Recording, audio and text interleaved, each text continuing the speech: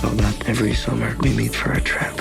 Vacation has officially begun on Netflix. To best enjoy your trip, we suggest the following itinerary. I say we just wing it. Wing it. See where the wind takes us. From best-selling author Emily Henry Are you guys like a thing? No, we're just friends. Platonic travel companions. comes your next favorite rom-com. Who wants to go skinny dipping? Alex does. Vacation, Alex! I love it when you get weird. People We Meet on Vacation, now playing on Netflix. Rated PG-13. May be inappropriate for children under 13.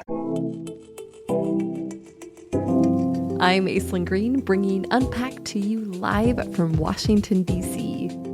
I've traveled here in late March. And yes, the district has been in the news lately, but we are not talking politics today. Because this isn't Washington. This is D.C.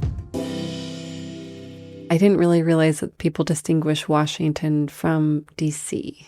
So could you help me understand that a little bit more? When people think around the world of Washington, D.C., they think of it being the nation's capital, the White House, the federal component. Mm-hmm. But what folks miss out on, and I think it really is what makes D.C. so incredibly gorgeous, is its local community. That is Sunny Sumter, the president and CEO of the DC Jazz Festival. We're going to hear more from her later, because today's story will be told in 5 acts, bringing you those gorgeous voices of DC. Act 1, The Wheel DC. And yes, that was a bike pun. Shall I roll? Let's go ride. I'm with Jeff Miller, founder of DC Cycling Concierge, a bespoke bike tour company. And yes, he did in fact meet me at my hotel with 2 bikes, 2 helmets, gloves, windbreakers, snacks, and one hell of a plan for the day. What I'm thinking is I'd like to take you over towards Georgetown, so the oldest part of D.C., give you a little sense of where things began, and we could work our way over to the Anacostia River. And we could ride a little bit of trail here. And I don't want to deprive you of cherry blossoms. They're starting to pop. So we could check out some of the cherry trees around the Tidal Basin, but also East Potomac Park is an amazing spot. We start the ride on what might be DC's most iconic street. So this is Pennsylvania Avenue, so the White House is directly behind us. But here on America's Main Street, the bike lanes are in the middle instead of the sides. Jeff moved to DC nearly 2 decades ago to lead a cycling organization, so he knows exactly why that is. We'd been advocating with others to get bike lanes on Pennsylvania Avenue. Okay. And so when I saw the first drawings of it in the middle of the road, I'm like, what? Yeah. I'd only ever known bike lanes on the sides. Yeah. And the reason they wanted to try in the middle is because all these buildings on the other side, your right side, this is all called the Federal Triangle. Okay. So it's between Constitution Avenue and Pennsylvania Avenue, and it gets really wide towards the White House. So you got all these agency buildings, commuter buses that will bring in federal workers, pull up to the curb, drop them off, pick them up, turn off to the highways. There's a ton of conflict on this side of the road. Yeah. And they said with all this width, for this being the Grand Parade route, let's just try it out in the middle. And then the benefit is the best view. I mean, it's kind of speaking of which, can I take a photo of you with this? Take all the great photos along the way. The view is incredible, and that center bike lane is just one of many examples of why DC is such a fantastic city for cycling.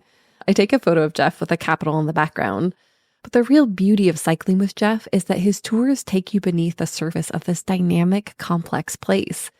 There are, of course, the famous monuments and museums, but each of them has another layer or a surprising story. And Jeff seems to know all of them. All of our national museums, they have this name Smithsonian attached to them. Do you know the origins of that? No. Okay. No. So there is a man born in England in the mid-1700s by the name of James Smithson. Ooh, yep. His father is the Duke of Northumberland. So he's in the royal family, pretty big deal. He's not like the Prince of Wales or anything, but I think a lot of people would have to kick the bucket before he'd get to be the king. But James has a little problem, though, in that his mother is not the Duke's wife. Oh. And his father never acknowledges his existence. His mother's very clear, that's your dad. Jeff tells me that James doesn't grow up with money, but he does get a really good education and goes on to become a preeminent scientist and build up his own fortune. He also becomes rather taken with a fledgling country you might be familiar with.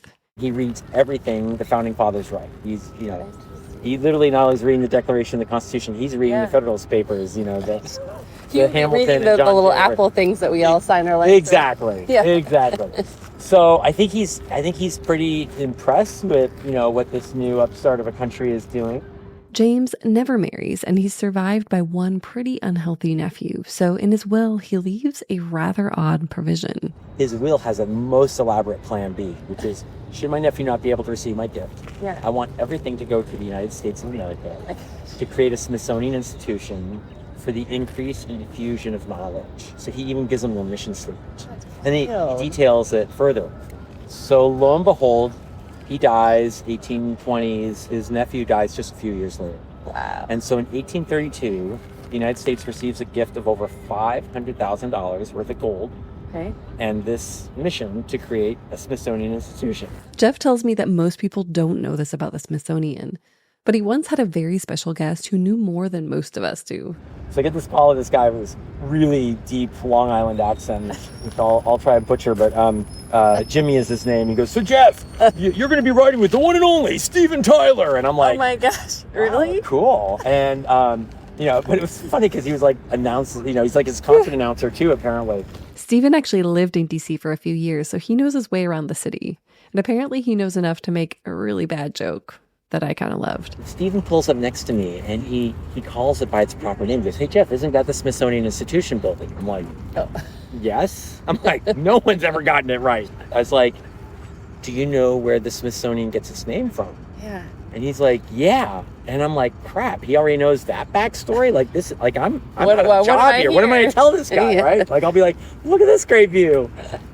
But he pauses for a second. I'm sort of like reeling and he goes, "Yeah, from Aerosmithsonian." Oh my God. Oh, and he puns. That's so. And I'm like, and my retort is, "You're good with words." Yes, yeah, it's Another surprising aspect of DC is how green it is. It's so easy to get outside of the urban center and into green spaces or a waterway or a park. And of course, all of these places also have great history and stories. And this is the Rock Creek Bike Path. So this is a trail that goes like 8 miles up into Rock Creek Park. Rock Creek Park is our third oldest national park. It's formed the day after Yosemite. wow. The 1800s. You can see a lock, the remnants of a lock right here, these old walls. Yeah. This was called Tide Lock. So it was basically a gateway into the C&O Canal. And then across the entrance of Rock Creek, they used to have a gateway that water could flow in and out, but it prevented boats from coming in. And the name of that piece of canal infrastructure was called the Watergate. Oh. Yep, so on one side of us is a nondescript waterway you wouldn't necessarily look at twice, and on the opposite side is its infamous namesake. So 100 plus years later, when they build this, it takes its name I see. from the old piece of canal infrastructure that this neighborhood is known as. So this is the Watergate, and that is where the original Watergate was. We also tour some of the city's African-American history. There's a YMCA where a number of famous African-American writers and poets would stay as young men. Duke Ellington was born on 13th Street and lived in a couple different houses there. Wow. Straight ahead, slightly out of view, is his old club, the 930 Club now. And U Street, just the next block up, was known as Black Broadway. So during segregated times, this was where all the African-American musicians and theater groups and so forth would perform. We're going to take a left in this little split. Okay. Toward the end of our ride, we spot a man dressed in full vintage military regalia. He's standing in front of a bronze statue and what looks like a smaller version of the Vietnam Memorial. Good day, sir. How are you? I'm doing fine. Remind me your name. Marquette. Marquette Miller. Jeff Miller. Nice to Nice to meet meet you. you. I've had several friends tell me about you. Hey, how you doing? Thank you for coming. Yeah. So this is the African-American Civil War Memorial. Oh, cool. This pays tribute to the 209,000 African-Americans who served in the Civil War. And the African-American Civil War Museum, which is going to open this summer, is started by a gentleman, Dr. Frank Smith, who had been on the Student Nonviolent Coordinating Committee, SNCC, in the Civil Rights Movement. And as I've heard him explain, he was, helping register people for voting. And he has this older African-American man saying, my father would be so proud of you. He goes, oh, thanks. And he goes, yeah, my father was a Civil War veteran. He's like, what? Like, he never heard of an African-American man. He's 90 years old. He's 90 years old. And so he's like, you wait. And he went, and he comes back with his father's uniform. Folded up.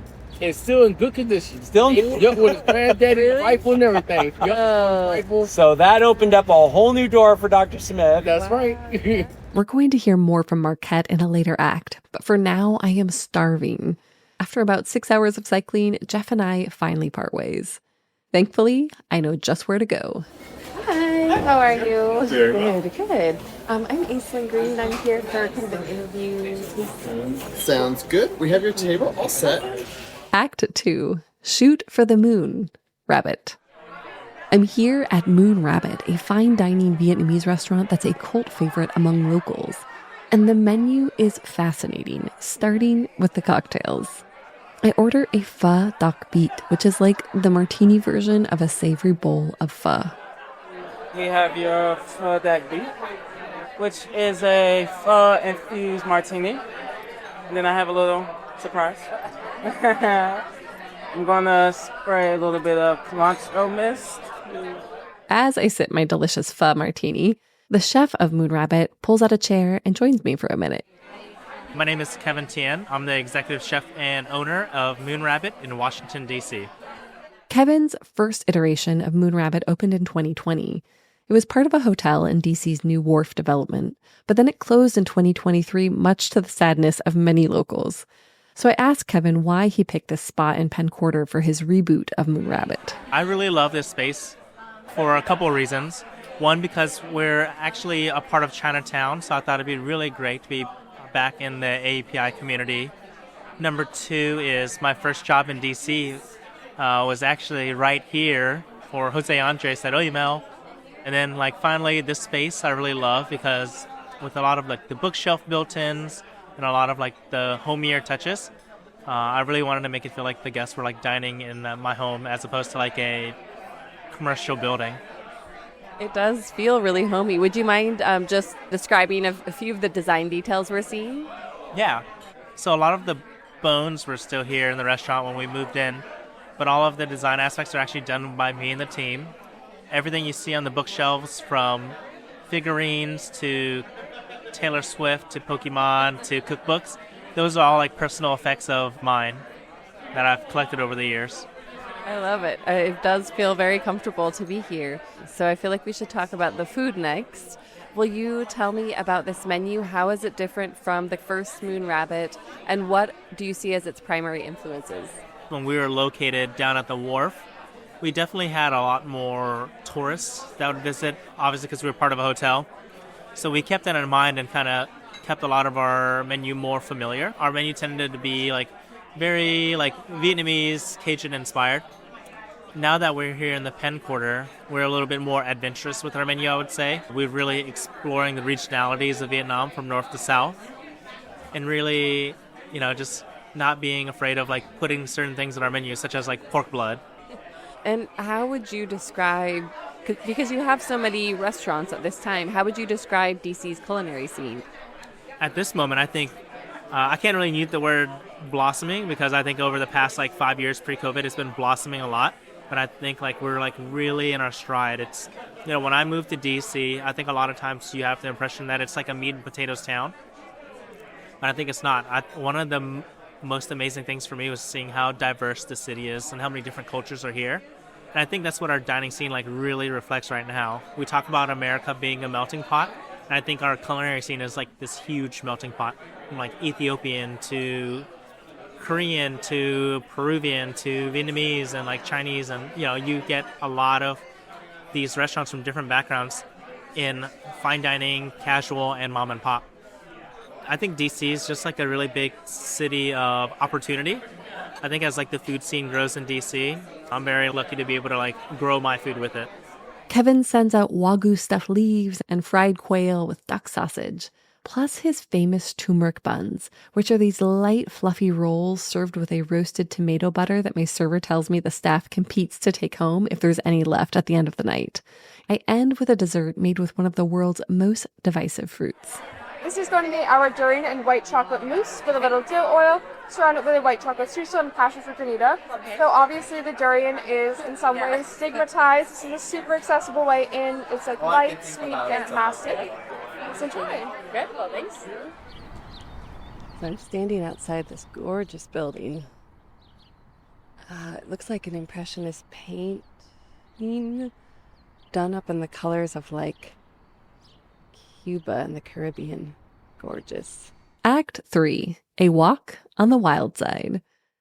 The next day, I find myself standing outside of what looks like a church that's been dipped in a painter's palette. It's called the Culture House, and I'm here to meet Monica Alford, founder and CEO of Wildside Media.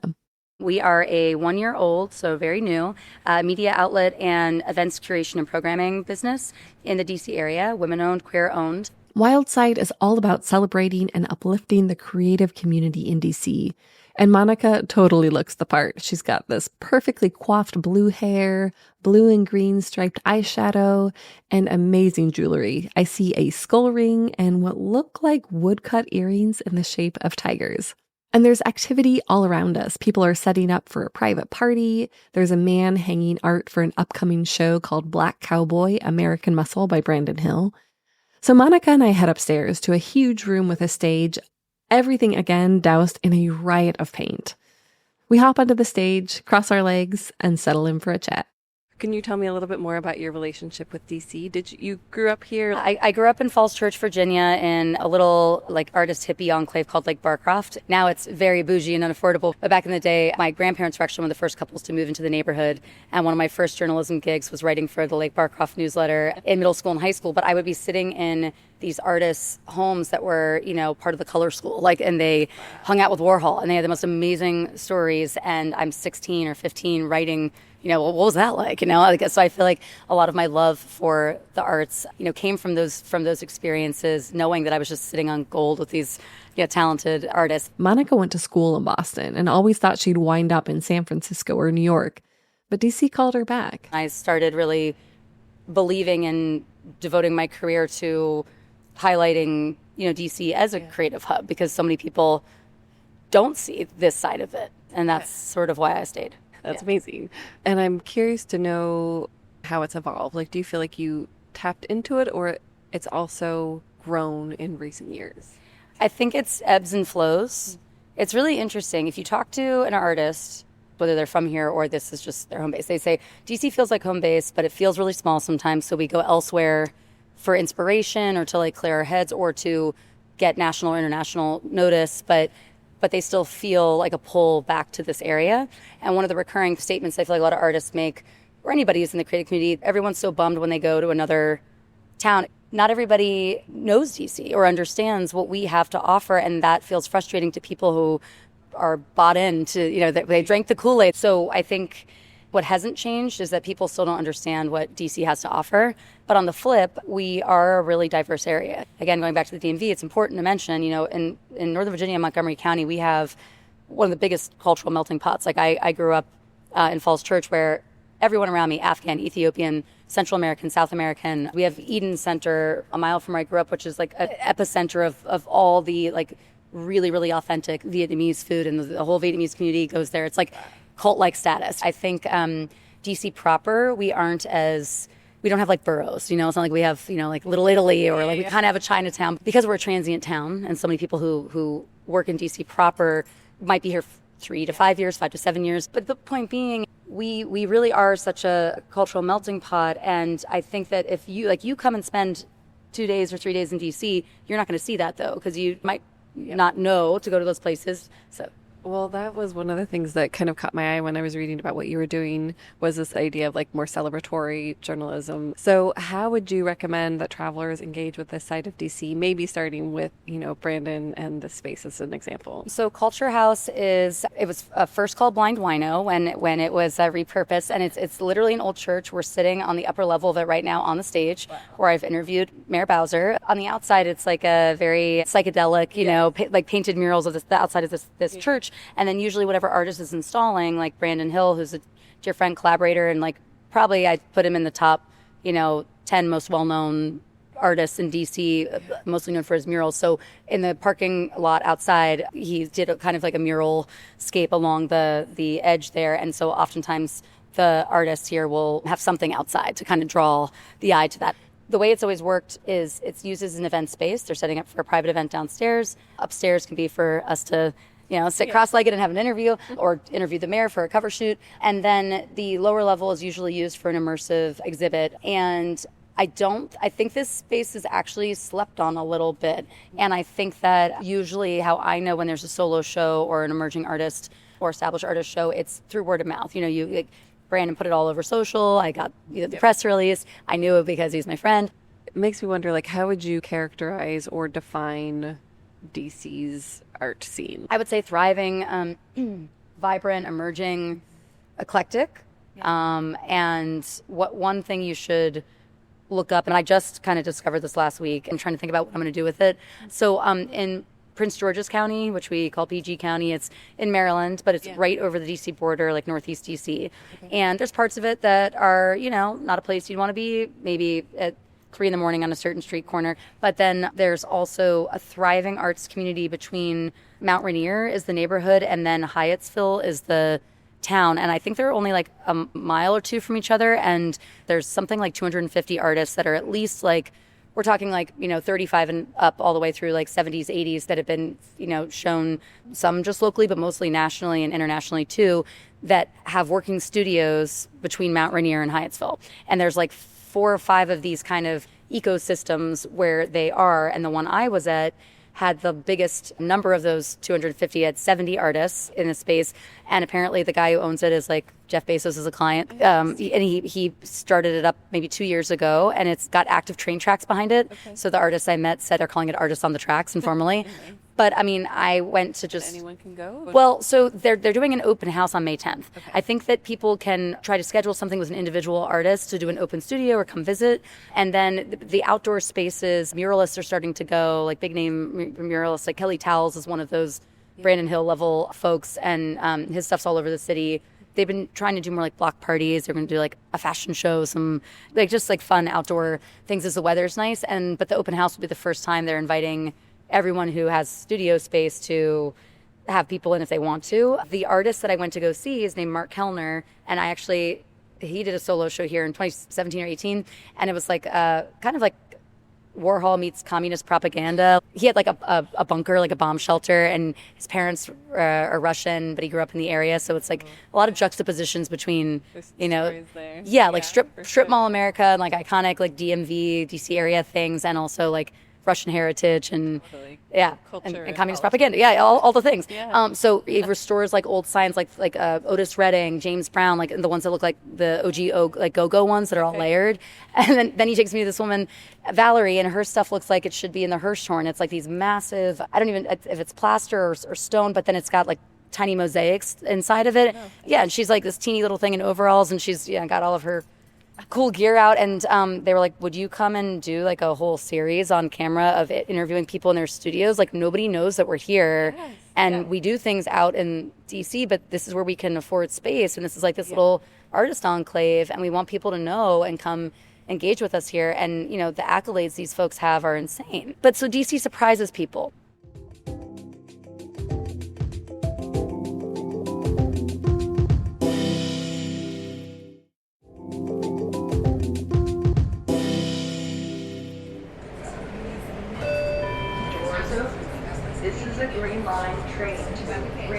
Act 4, the U Street Time Machine. Next stop is Gallery Place, Chinatown. Hey, Marquette. How are you? Nice. Welcome. I had to come by Metro. Nice to see you, too. Thanks so much for meeting up with me. And wow, we got lucky today. That's right. It was kind of crummy. I know. Oh, my God. It was all that rain yesterday. It was cold. I know. Now God's blessing us. Exactly. I'm back with my new buddy, Marquette, the historian and Civil War soldier. I've met Marquette at the U Street subway station, home to the African American Civil War Memorial.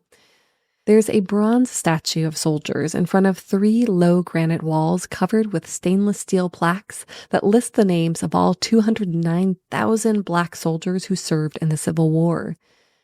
And it's where Marquette starts every single one of his U Street time travel tours. So I'm Marquette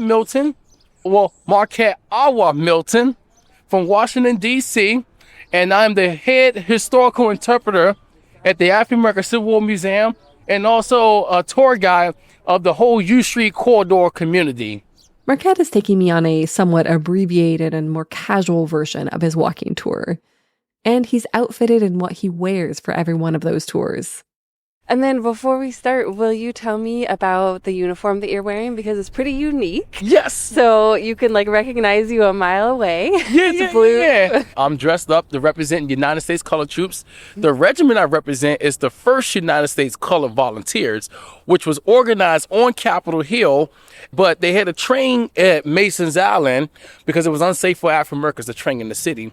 A lot of locals did not want African Americans in uniform in service. They served 3 years, fought many battles, never lost a battle. 700 of them made it back to Washington, D.C. In fact, they paraded in front of the White House, which President Johnson would give a half-an-hour speech, honor them for their service. And some of my friends say that must be the positive thing he ever did since he was in office. And your uniform, is it actually historically? Yes, is it 100% historically accurate. Yeah. From the shoes, from the gaiters. These are sky blue war trousers. Okay. This right here, I'm wearing what's called a sack coat, which have 4 infantry buttons. And I'm also wearing on my uniform jacket, which is called a Corps badge. Okay. This is the Corps badge of the Army of the James, which had 26,000 African-American soldiers. But I represent that regiment, and also I speak behalf of the United States Colored Troops, because this is one of the number one untold story in America's history, one of America's best kept secret, that President Lincoln was losing the war, and he signed the Emancipation Proclamation, which was a government's cry for help for African Americans to come save the Union. And they accomplished the job by bringing all 10 states back in the Union. And because they won the war, they freed themselves. The 13th and 14th, 15th Amendment was passed. So slavery is abolished in the United States. Now African Americans are now citizens of the United States, and black men now earn the right to vote. And what did they do with their new foundation freedom? Well, they built this community, the community you're in right now. And General Howard built Howard University.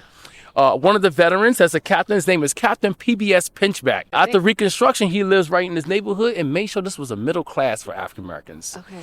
And in the 1930s, this was considered the first Black Broadway. So you're walking in a time machine of a legacy of African Americans after the Civil War, building schools, churches, and business. Amazing. Well, obviously, this is a story that needs to be, better known, but what led you to be here today? Well, me personally, I felt like I was lied to my whole life about history. I'm born and raised here in Washington, D.C., and I hear a few stories from the elders about this neighborhood in D.C. history. Personally, I became a tour guide for my friend Johnny Coleman. He recently passed away. But he said, you have a lot of history and not a knowledge of this neighborhood. Why not be a tour guide? Yeah. Another person that encouraged me to be a tour guide, too, a woman named Breonna Thomas, who wrote the Black Broadway book, and also my wife, Bridget. She said, you should do it. All your friends are telling you should be a tour guide. Yeah. And people need to know this information, especially what's going on now. But this history connects with everybody. Marquette and I start to walk down U Street, and we immediately smack into an icon. Well, not literally. This the Masonic Temple was built in 1930s. And also a lot of famous people was members here. Duke Ellington himself was a Mason here. Mr. Mitchell was once a Grand Master. Marion Barry was also here. My boss, Dr. Frank Smith. So a lot of famous folks were Masons here in this building. And also DC music is known as go-go. The father of go-go, his name is Chuck Brown, used to have shows here. Wow. So the community would come here and watch the performance of Chuck Brown. The NAACP was also once in this building. Less than a minute later, we're at another historical site. This is Lee's Flowers. Lee's Flowers is the oldest Black-owned flower shop in D.C. It's so historic, in fact, that there's even a PBS documentary about it and the sisters who now run it. Miss Stacy Banks runs Lee's Flowers. What you're seeing here is her grandparents. Wow. That's William Lee and that's Winterfield Lee. They started in 1945. They passed it down to their son, Rick Lee. Rick Lee in 1968, when they had the 68 riots, the community was destroyed. Well, Mr. Rick Lee had a shotgun, made sure nobody touched his business, his legacy. But later he passed it down to Miss Stacy and Christy Lee. And they still run it and operate. They still run it today. Wow, that's Yep. amazing. And I'm here in the evenings. I work here in the evenings, so I'm a member of the family. Yeah. We could have a sneak peek inside real quick. Beautiful. Wow, look at these roses. Holy moly. Here's a family. This is Joy, Christy's daughter. So her and Mara will be the next generation taking over the business. The family legacy. The shop is warm and fragrantly humid. There are roses and lilies and leafy plants so shiny I just want to reach out and touch them. We wave goodbye to the sisters, and as we step back outside and into an alley where African American families once lived, Marquette shares his vision for this neighborhood that was once a segregated part of the city and now faces gentrification. My dream one day is to turn this to a historical art district. Soon we're going to put historical signs up to show you that these were once communities for African American families. So we actually got permission from the owners. They're going to paint a mural of what the alley looked like So cool. back in the 1920s, 1930s. So that's going to be coming soon, maybe by next year. Okay. And also we're going to hire artists to do Civil War images in the metro. Wow. Oh. Yeah, so people can see images of the soldiers coming out the station, and then you see the statue and all the names. To help preserve and celebrate this history, Marquette has been doing his tours for 15 years, but he still finds that travelers miss this part of the city. Most folks come to Washington, D.C., it's just National Mall. Yeah. But we want to encourage the folks to visit other sections of Washington, D.C. to get the real D.C. culture. Yeah. So I want to help with that. Our tour continues. Marquette takes me to the YMCA, which was founded in 1853 and now acts as a de facto museum with photos of the legends who have visited U Street, everyone from Malcolm X to Barack Obama. He takes me to the many places that Duke Ellington lived and played, and he takes me to Industrial Bank, which was the only Black-owned bank in the country when it opened in 1913. I mean, everywhere we turn, there is more hidden history to uncover. And then we get to what Marquette calls the root of the neighborhood, what was once something called Camp Barker. So during the Civil War, for Lincoln to sign the Emancipation Proclamation, he are the first free African Americans here in Washington. April 16, 1862. So a lot of the slaveholders here in the district was given $300. Okay. Yep. And now, where did the people go when they left their owners? Well, the government had built these contraband quarters for refuge for them. Got it. Yeah. And about 3,000 folks stayed at this camp. And we'll also have evidence of President Lincoln visiting that camp. And now Camp Barker is something completely different. Garrison Elementary School. I'm an alumni here. You are? Yep, did not know it was historical. So the principal here, we have a good relationship with Principal Kip. Okay. He has partnership with the museum. In 2018, the school wrapped a full modernization, which included a mural by Luis Peralta that features little kids and a bunch of historical figures with surprisingly familiar faces. Do you recognize I was going to say, I was like, this looks a lot like you. Yep, that's me. That's amazing. You're in That's the my mural. boss, Frank Smith. Can I take a photo of you? Sure. With Okay. So that's your boss? That's my boss, Dr. Frank Smith. Wow. Hey, how you doing? Marquette is actually in the mural several times, each time as a different historical figure. So everybody's a living historian, including myself. Okay. Except for Frederick Douglass, he's from that time. Wow. Bannister Jackson. And this is William Lord Garrison. This was the school was named after. He was an abolitionist. And this is Frank Smith too? That's Frank Just Smith like as him. well. Okay. He's representing Alexander Augustus, Got who it. was an African-American medical doctor. Okay. That was a lieutenant colonel. Amazing. Yup. Oh, don't worry, I'm not dead. They're just taking my tooth out. I've also seen today that everywhere we go, Marquette knows someone or kind of everyone. How you doing, Bridget? That's my Bobo baby. Oh, that's Bo baby. How you doing? Me and your dad, we're close friends. I hope to see him Sunday when we celebrate the Battle of Ottawa. Okay, you might see him. Okay. Yeah. Yeah, I'm gonna see y'all. You really are the mayor of U Street. Oh yeah. Doing this for a long time. My last stop with the unofficial mayor of U Street is Ben's Chili Bowl, a landmark diner that was founded in 1958 by Ben and Virginia Ali, or the Queen of U Street. You got time to go inside real quick? Sure, yeah, let's do it. Okay. I hope Miss Virginia in there. You get to see Miss Oh, Virginia I'd Ali. love to meet her. Yeah. Wow. How you doing? Hi. Yep, and you got the Duke Ellington mural right Oh, there. yeah, I see that. Yeah. Sometimes like in my tour, I end it here. Nice. And also, even though it has good chili dog, but it has good music. It does. Soul music. And that was part of the community's culture. Okay. It was the music. And you see a lot of folks Now, this is Bernard Dimchak. He's the bench chili bowl historian. Oh. Me and him close, and that's Miss Virginia. So as you see, Chris Rock was here. Yeah. Let's see if any one of the members here. Miss Virginia isn't in today, but there are lots of hungry people eating the signature half smoke, DC's official dish. It's a smoked hot dog served with mustard, onion, and Ben's spicy chili sauce. And as we head out the door, DC's official music happens to start playing. And that's go-go. That's go-go that you hear. That's cool. Yep, that's go-go. I love it. Wow. So you hear those drums? Uh-huh. That's Miss Virginia right there. Oh, she's cool. Back on U Street, Marquette and I hug goodbye. We're standing outside of the expanded African American Civil War Museum, which is reopening on July 18th with a big celebration.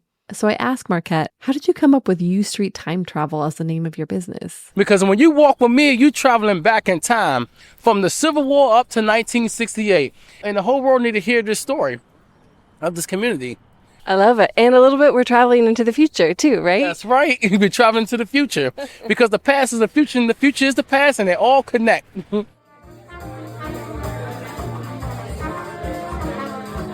Act 5. It don't mean a thing if it ain't got that DC swing. The second to last stop on my DC journey is a place that multiple people have suggested along the way. It's called St. Vincent Wine, and while the wine is really delicious, I've actually come for the music. 4 times a week, local jazz musicians play here.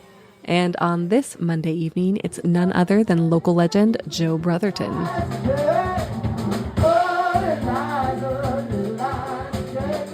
I sit at the bar next to a man named Cecil, who is a lawyer by day and a poet by night. He introduces me to the musicians playing this evening, and I linger late into the night. But my musical odyssey isn't over, because DC has a thriving jazz scene, and there's one person who knows it better than almost anyone else. So I am Sunny Sumter, the president and CEO of the DC Jazz Festival, and our offices are located in the southwest neighborhood of the Wharf. I've walked from my hotel to the Arena Stage, one of the most prestigious theaters in the district. Well, actually, it's 3 theaters, but that is a story for another, more architectural podcast. Testing. Hey, Hannah, it's Aislyn. I just got here. I think I'm at the stage door. I enter through a side door, and I'm immediately in the backstage belly of the center. There are posters of all the shows, extra stadium seats, and it's so big and twisty that Sunny's assistant Hannah has come to rescue me. This is Arena Stage. This is like the backstage area. Okay. Yeah, and so we just share those little cubicles with the rest of the arena staff. So neat. It's a really cool place to work. I bet. It's really cool. And then eventually we make it to Sunny's office, where she's surrounded by photos of her with jazz luminaries. There's even a photo of her performing as a young musician, because Sunny got her start as a singer, and her voice is truly magnificent. So can I test the levels by having You can test the level. I just have to remember not to get excited because I have a big voice. That's great. That's why I adjust this. So okay. Just be yourself. Right now I'm being myself, but as I get excited, I'm going to go and talk like this. I go like this. I'll just see my arm. I would do that. I'm joking. Sunny and I settle into a conversation, starting with her musical background. You are a musician yourself. Could you tell me a little bit about your background and what led you to the chair that you're sitting in today, draped in a warming blanket? Well, I am all things jazz and have been probably since 9 years old, when I used to listen to Sarah Vaughan as I braided my grandmother's hair. Little did I know then that song that I heard, Lullaby Birdland, sung by Sarah Vaughan, would be the starting blocks for my jazz journey. I went to Duke Ellington School of the Arts in Georgetown, here in D.C., and from there I went to Howard University, where I majored in music business and minored in jazz studies. Hi. And I thought I was doing all of that to be a singer. My dad said, "Why are you majoring in voice? You can't do anything with a voice career." So I said, okay. I majored in music business. Thank goodness Howard had that great program in the 90s. And from there, I started a really long journey as a singer and sang with some of the most important jazz musicians. Larry Willis, Jimmy Cobb, Shirley Horn was sitting in the recording studio for my third recording. some really fantastic mentors. Keeter Betts, who played for 18 years with the great Ella Fitzgerald. Amazing. And so from there, I really launched my career and was very excited to be an artist. I also worked in public policy at the Aspen Institute, so I was on the business side of nonprofit work. And got a little phone call from a great man by the name of Charles Fishman. We called him Charlie. He managed Dizzy Gillespie for many years. And when Dizzy passed away, he lived here in D.C. He looked around and there was no jazz festival. And he said, wait a minute, I've been traveling, going to jazz festivals throughout the Western Hemisphere for years. Why isn't there a jazz festival in D.C.? Within 6 months, he had the funding from the city and he started a jazz festival on a paper napkin at Cashin's in the neighborhood of Adams Morgan. Yes, indeed. He and his wife, Stephanie. That's so cool. So he called me up and said, hey, just help me out with partnerships. Can you help me out, as a consultant? That's how I started in 2008. And now it has become this legendary festival. Do you still have the napkin frame somewhere? Well, Stephanie, his wife, has the napkin. Sadly, we lost Charlie recently, and we're actually having a celebration of life for him at the Kennedy Center this year. Very excited about that. People will be coming from all over the world because he was really celebrated. He was a fantastic producer, not just here, but in other parts of the country and internationally as well. So, yes, we have the paper napkin, but it's just not in this office.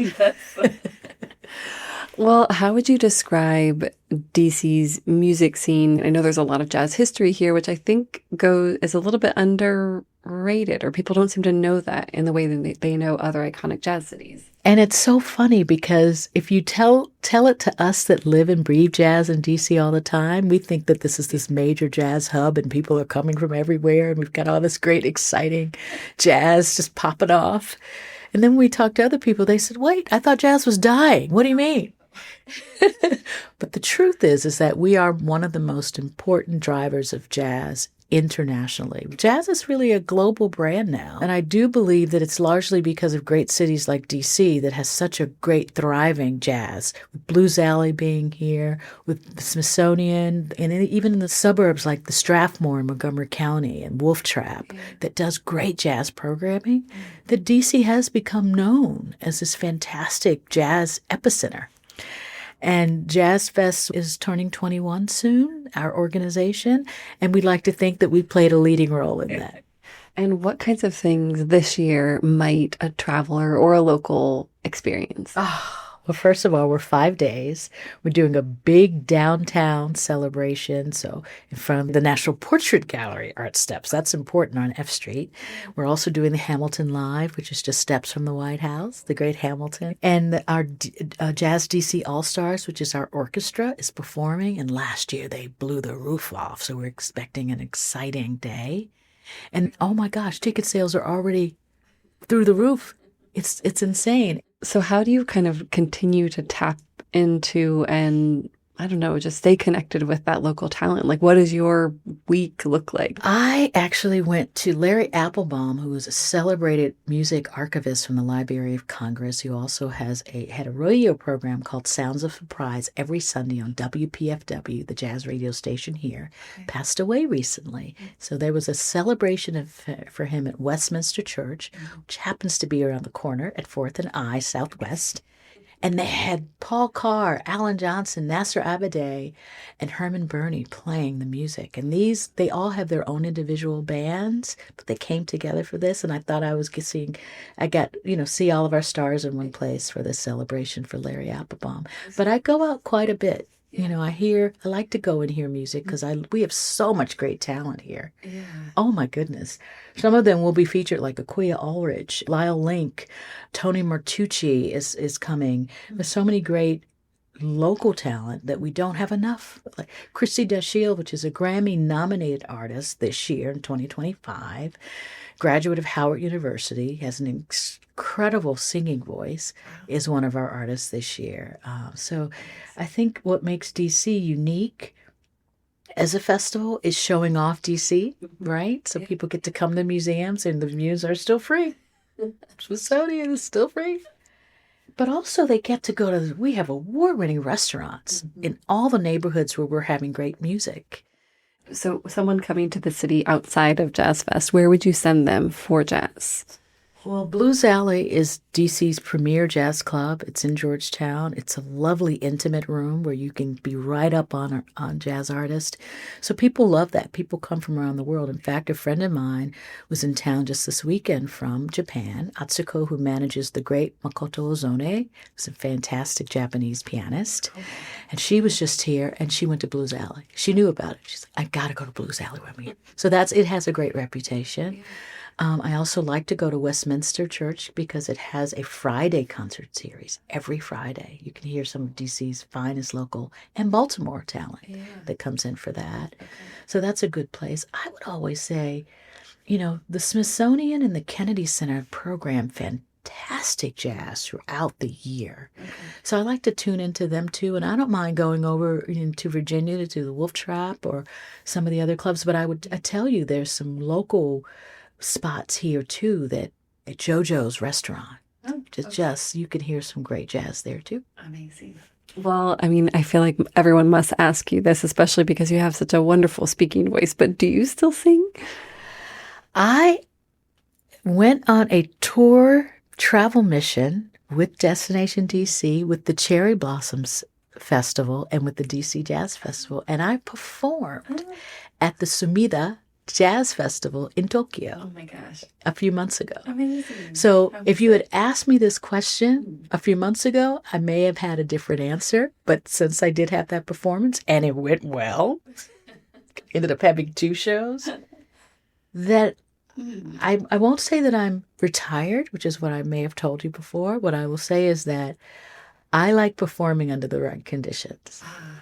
I will come out and perform for benefits and things that really make a difference because I enjoy it. Yeah. But my primary hat is running this great organization. Well, you're doing a wonderful job. Last question. Is there a jazz song that you think represents DC or could represent DC? Oh, of course, because we know this is the home of Duke Ellington. So it don't mean a thing if it ain't got that swing. Do-ah, do-ah, do-ah, do-ah, do-ah, do-ah, do-ah, do-ah. That song is DC, right? And it's so DC that even Chuck Brown, who is the father of go-go, and the official music of DC is go-go, Chuck Brown does a go-go arrangement of It Don't Mean a Thing if it ain't got that swing. I've got to find that. That's amazing.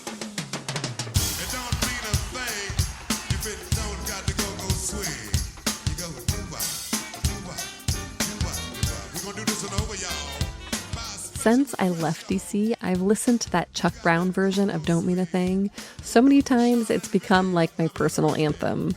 So there's a link in the show notes so you too can immerse yourself in the sounds of DC. I've also included links to all the wonderful people I met and the places I ate because I visited so many more places than I had room to include here. So I've actually put together a Google map of my itinerary because honestly, I barely scratched the surface, especially when it came to food in the district, let alone theater, hotels, you name it. So enjoy. I have great recommendations for your next trip to the district. And speaking of hotels, we're going to be back next week with a deep dive into a Kyoto classic. I felt that there is an opportunity to create that sense of journey as you go through the gate, and I really want to celebrate that as a point of arrival, that feeling that you're going into a place that has stood the test of time. Ready for more unpacking? Visit afar.com and be sure to follow us on Instagram and TikTok. We're at Afar Media. If you enjoyed today's exploration, I hope you'll come back for more great stories. Subscribing always makes that easy, and be sure to rate and review the show on your favorite podcast platforms. It helps other travelers find it. And if you want to ask a question or suggest a topic for coverage, you can leave us a voicemail at the link in the show notes or email us at unpacked@afar.com. This has been Unpacked, a production of Afar Media. The podcast is produced by Aislyn Greene and Nikki Galteland. Music composition by Chris Cullen. And remember, the travel world is complicated. We're here to help you unpack it.